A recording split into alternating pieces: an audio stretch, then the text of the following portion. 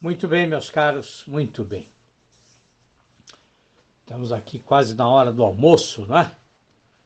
Mas eu não poderia deixar de gravar aqui para vocês hoje, não é verdade? Bom, então vejam só, sobre o que nós vamos falar hoje. Nós vamos conversar um pouquinho hoje sobre um poeta, né? Já que nós estamos falando de poesia aí, já ontem falamos um pouco sobre essa questão da descoberta, né, da poesia. Hoje eu me lembrei de um outro poema que me acompanha aí há muitos anos, né, e, assim, escrito por um poeta absolutamente genial, que infelizmente é pouco conhecido aqui no Brasil, né? E é pouco conhecido porque, assim, nós temos aí acho que 2 traduções de alguns poemas dele, mas assim, até onde eu sei, ele é pouco discutido aqui, tá? E, enfim, não sei aí os motivos, né? Bom, mas de qualquer forma, vamos falar um pouquinho sobre o Gerard Manley Hopkins, tá? Que é um poeta inglês aí do século XIX, né? Vejam, é muito interessante, né, o percurso que a obra de um escritor começa a cumprir, né, o percurso que essa obra cumpre depois que o escritor morre, né? Quer dizer, a partir do momento que o escritor não tem mais nenhum poder sobre o que ele escreveu, se a gente for acompanhar, né, para ver o que acontece com os escritos dele, né, a gente vai ver que muitas vezes acontece exatamente o oposto do que o autor queria ou o oposto daquilo que o autor dizia querer, né? É o caso, por exemplo, do Kafka, né? Kafka disse que queria que nada fosse publicado, né? Mas é aquela coisa, quando você não quer que algo seja publicado, você pega as coisas, pega os textos e joga tudo no fogo e acabou, né? Agora, quando você chama o seu amigo e fala, olha, não publica nada, hein? É quase como se você estivesse dizendo, olha, publica, vai. Bom, mas o que aconteceu com o Hopkins, né? Ele morreu muito jovem, né? Morreu aí com um pouco mais de 40 anos, né? Morreu em 1889, né? Agora vejam, se enquanto ele estava vivo, ele nunca foi completamente entendido, né? E não foi entendido exatamente pela forma como ele trabalhava a linguagem, né? Que foi assim, era uma forma que soava muito estranha para os leitores, né, para os contemporâneos dele. Bom, isso não ia ser diferente depois que ele morreu. Quer dizer, isso mudou, mas mudou muito lentamente, né?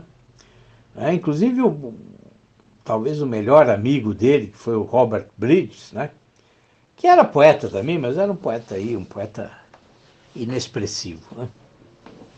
Bom, o Bridges, que era amigo dele, não conseguia entender os poemas dele. Quer dizer, entendia, mas entendia parcialmente, discordava de muita coisa que o Hopkins fazia, né? E o que aconteceu então? Aconteceu que essa incompreensão do Robert Bridges, né, fez com que ele fosse aí publicando alguns poemas, mas muito lentamente, né? Muito lentamente. Então, assim, a primeira edição dos poemas, a primeira edição integral, ela vai surgir só em 1918, né? E nessa edição, o Robert Bridges escreve um prefácio, né? Mas é um prefácio muito tímido, em que ele ainda como que meio que se desculpa aí pelas extravagâncias, né, que o seu amigo cometia, né? Bom, mas acontece que não era o que parecia ser extravagância, na verdade era uma coisa absolutamente genial, né? E, claro, quer dizer, é inevitável, um poeta como Hopkins acaba se tornando famoso, reconhecido, né? Então, no final da década de 1930, né, o Yeats, né, o William Butler Yeats, que é outro grande poeta, né, quer dizer, o Yeats já considerava o Hopkins um dos principais poetas ingleses, né, do século XIX.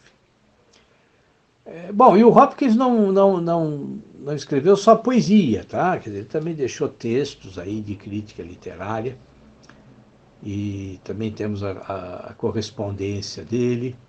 Ele também deixou um diário espiritual, mas até onde eu sei esse diário está perdido, né, até hoje. E ele deixou aí fragmentos, né, de fragmentos de, digamos que eram tentativas de fazer filosofia, tá? Inclusive, ele achava que seria graças à obra filosófica dele que ele seria lembrado, né? Mas ele não teve tempo para dar uma forma definitiva para esses escritos, né?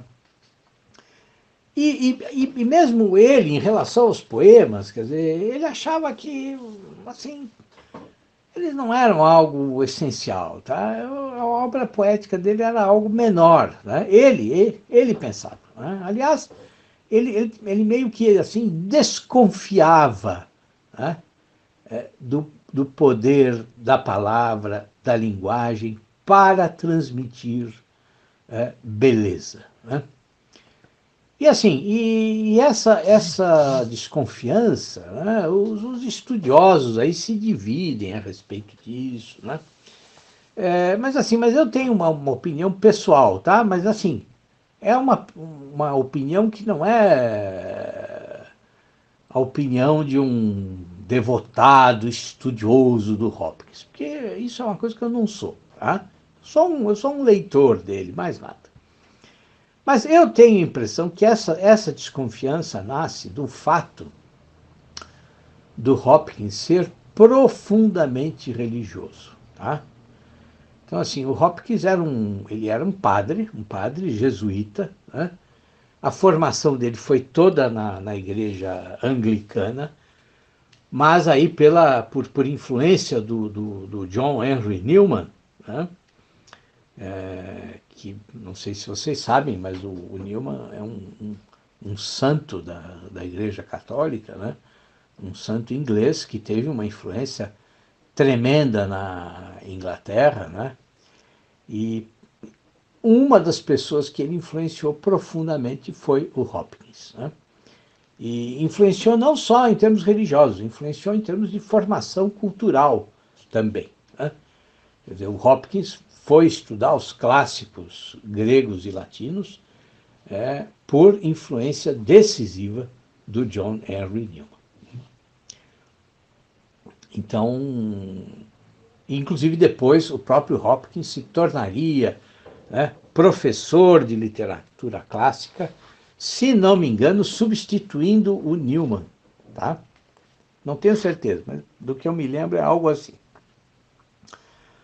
Bom, e quando ele finalmente, então, se decidiu pela vida religiosa, ele primeiro fez uma experiência com os beneditinos e depois foi para os jesuítas, tá?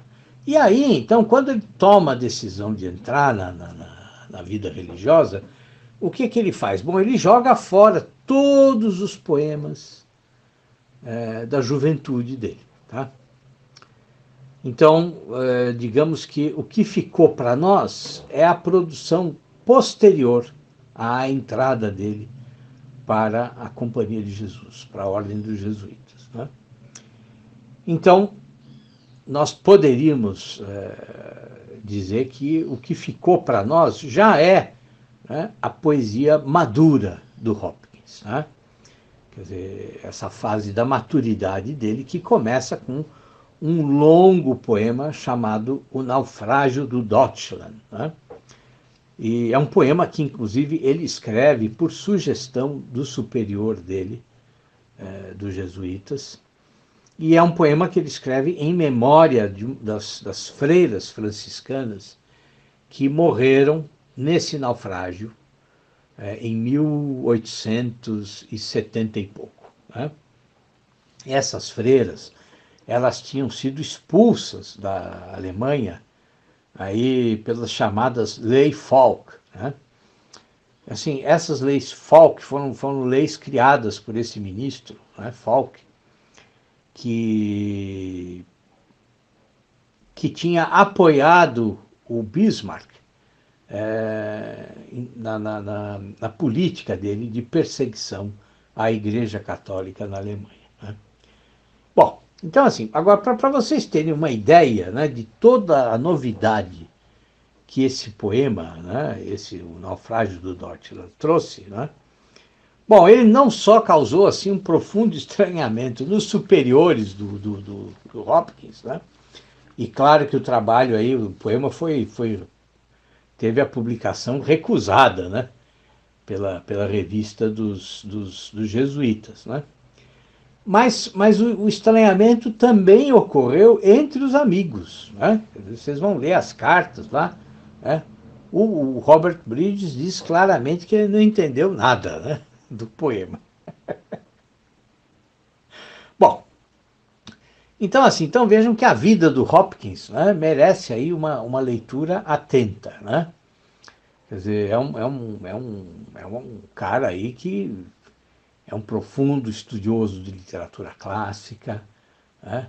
Apesar de ser um profundo estudioso de literatura clássica, ou melhor, exatamente por isso, ele é um grande inovador, né, na literatura inglesa, né, na poesia inglesa, né? E além de tudo isso, é quase que um místico, né? Quase que um místico.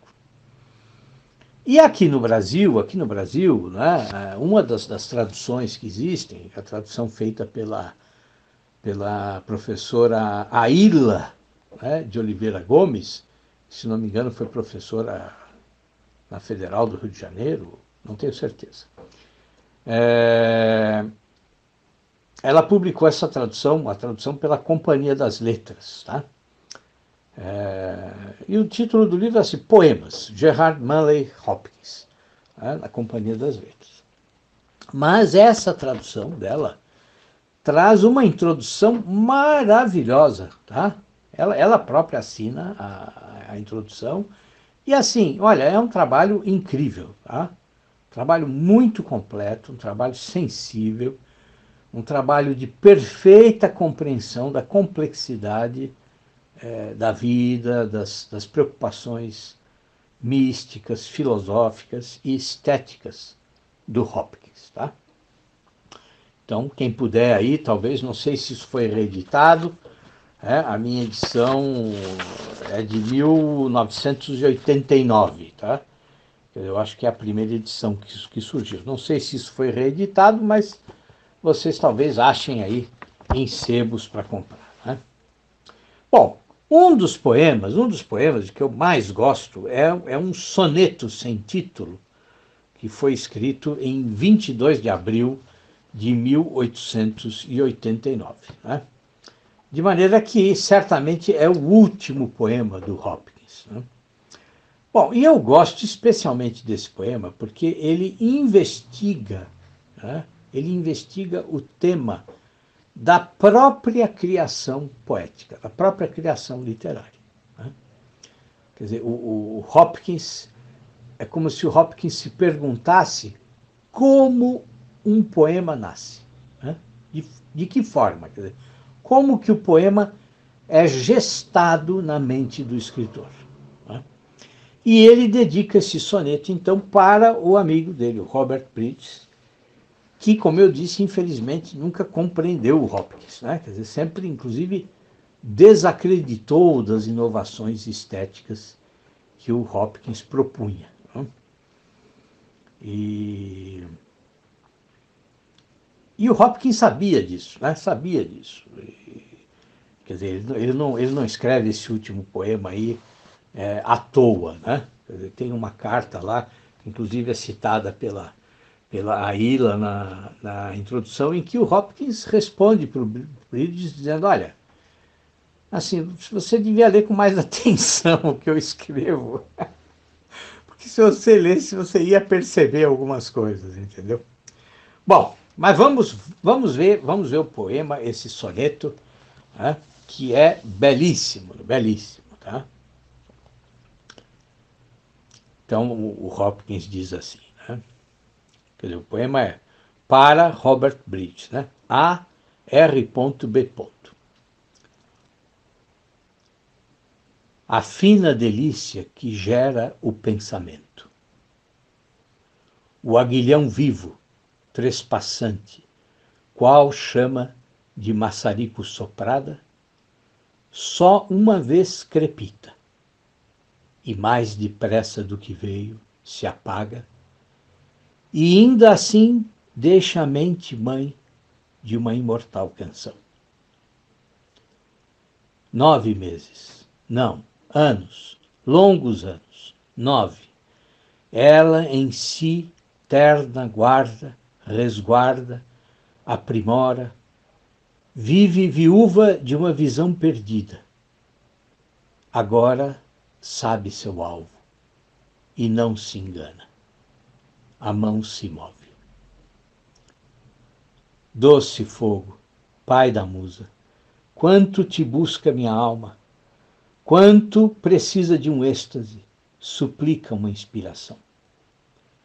Ah, se então em meus versos tardos sentes falta da cadência, do voo, do gorjeio, da criação, meu mundo frio, que já mal respira bênção tal, ora envia-te com alguns suspiros essa explicação. Bom, então vejam, quer dizer, em primeiro lugar, é inevitável, né? Quer dizer, e também acho que é desnecessário dizer isso, mas é sempre bom lembrar que toda tradução implica alguma perda, né? Então, de maneira que se você lê aí inglês, né? Ou mesmo que você não leia, vale o esforço de pegar o texto original e com um dicionário ir aí, né, lutando para entender o original. Né? E, bom, e aí você vai perceber que as perdas, né, elas são realmente incalculáveis. Né? Mas vejam, a ideia central do soneto, ela está preservada na tradução. Né? Quer dizer, a gente perde aí assonâncias, né? A gente perde uma série de figuras, de estilo, né? de linguagem, né? Quer dizer, que, bom, é uma perda inevitável. Né? Mas assim, vejam, a ideia central está presente, quer dizer, o fogo que agita o pensamento, né? Que faz o pensamento nascer, né? Esse fogo, ele é uma fina delícia, né? Mas não é só uma delícia, quer dizer, ele também fere, né? Quer dizer, ele é um aguilhão que fere, é um aguilhão que trespassa o poeta. Mas vejam, ele faz isso de uma forma, né? De uma forma permanente, quer dizer, é uma chama intensa como a de um maçarico, né? Sabe, esses aparelhos de solda, tá? Mas vejam, ao mesmo tempo que ele é permanente, né, ele é efêmero, quer dizer, ele queima, essa chama queima num único momento. Tá? Quer dizer, é exatamente como ocorrem aí as sinapses cerebrais, né? Quer dizer, como lampejos que duram aí muito pouco. Né? Mas o que acontece? Quer dizer, acontece que a ideia para o poema permanece. A ideia para o poema se prolonga. Né? Quer dizer, então é como se a chama instaurasse na mente, né, um princípio, né? E então começa o longo processo de criação. Né? Então, assim, aquilo que surgiu como um brilho de duração efêmera, né, agora a mente trabalha sobre ele. Né? A mente aprimora. Né? Quer dizer, não só ela guarda, ela preserva esse lampejo e vai, ao mesmo tempo, aprimorando ele. Né? Quer dizer, é um processo de gestação, realmente. Né? E faz isso sem nenhuma pressa. Né? E não por 9 meses, mas por 9 anos, né? Longos anos. Né? E só então a mão começa a escrever. Né? Só então a mão se move. Agora, é muito interessante, porque esse é o tema, isso é o que está nos 2 primeiros quartetos do soneto. Né? Agora, nos 2 tercetos finais, né, quer dizer, o tom muda. Então, assim, no primeiro terceto já não se trata mais de descrever o processo criativo. Né? Não, mas agora quem fala, assim, é o poeta que tá morrendo. Né? Por quê? Porque ele deseja que a inspiração retorne. Né? Quer dizer, é a imagem do escritor já sem forças, né? Quer dizer, lentamente aí destruído pela doença, né? E sem energia mais para escrever. Né? E então, quer dizer, no último terceto, quer dizer, a síntese de tudo, né? Quer dizer, você percebe que o poema, na verdade, é uma resposta, né, para o amigo que nunca compreendeu de fato, né, o que ele escrevia. Quer dizer, para esse amigo que sempre esteve aí aquém da genialidade dele. Né? Quer dizer, é como se ele disse assim, olha, veja só, se você sentiu falta nos meus poemas, né, daquilo que você acredita que é a boa poesia, bom, então veja só, né? Tudo que eu posso fazer está aqui. Tá? Então, toda explicação possível, né, só pode ser uma. Né? Quer dizer, toda explicação possível é o próprio poema. O próprio poema. Né? Quer dizer, vejam, eu já vivo num mundo invernal. Quer dizer, eu já tô à beira da morte. Né? Mas para honrar a nossa amizade, eu envio para você, né, estas últimas linhas. E talvez agora você entenda como é a minha poesia. Né? Agora talvez você entenda como é que um poeta é obrigado a trabalhar. Né? Sempre aí em completa insegurança. Né? E como o pouco de beleza que ele alcança sempre é fruto da dificuldade, né? De um longo trabalho, de um longo esforço e de nenhuma facilidade. É como se, então, o Hopkins dissesse isso para o seu amigo. Né? Mas olha, mas assim, há um detalhe que sempre prende a minha atenção nos últimos versos. Né? Porque o Hopkins, ele não diz mais, né, eu, né, como ele havia dito antes, tá? Quer dizer, antes ele diz assim, né? Quer dizer, eu quero, eu preciso, né? Assim, dessa última inspiração, quer dizer, eu preciso desse arrebatamento, desse êxtase, né? Ele diz. Né? Quer dizer, eu quero, eu preciso disso, né? Mas no final ele muda e diz, our explanation, né? A nossa explicação. Ou seja, quer dizer, já não é ele que fala sozinho. Quer dizer, já não é ele quer dizer, a explicação não nasce apenas do seu próprio eu. Né? Quer dizer, a voz que fala no poema é dele, mas já não é só dele ao mesmo tempo. Quer dizer, é a voz da própria poesia. Quer dizer, é como se de fato ele estivesse aí na soleira, né, da porta que divide, né, o mundo material e o mundo onde ele vai penetrar, então, na verdadeira poesia. Né? Quer dizer, então, assim, o doce fogo que queimou, né, ele tantas vezes e que ele busca agora, mais uma vez, né? Bom, esse fogo fala com ele agora, né? Quer dizer, e fala apesar de toda a debilidade física que ele experimenta, né? Quer dizer, né? Então os dois juntos falam, né? Ele e a própria inspiração, ele e a própria poesia, né?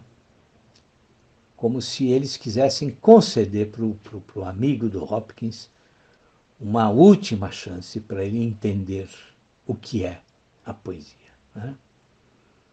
Agora vejam, essa última chance também é nossa, né? Também é nossa. Né? Quer dizer, o poema não é só uma tentativa de explicar como nasce a poesia, né? Mas ele também é um convite para nós. Quer dizer, é a herança que o poeta deixou para nós, que somos os seus leitores. Né? Herança que é uma tentativa de explicação do processo criativo, sim. Né? Mas é também ela própria, né, o resultado do processo criativo. Né? Quer dizer, ela própria é a poesia. Tá? Então é isso, meus caros. Né? Acho que até falei demais hoje, mas leiam mais o Hopkins, porque vale a pena, vale a pena. Um poeta maravilhoso, fantástico e pouquíssimo conhecido aqui no Brasil, infelizmente. Tá bom? Um abração para vocês e até amanhã, meus caros.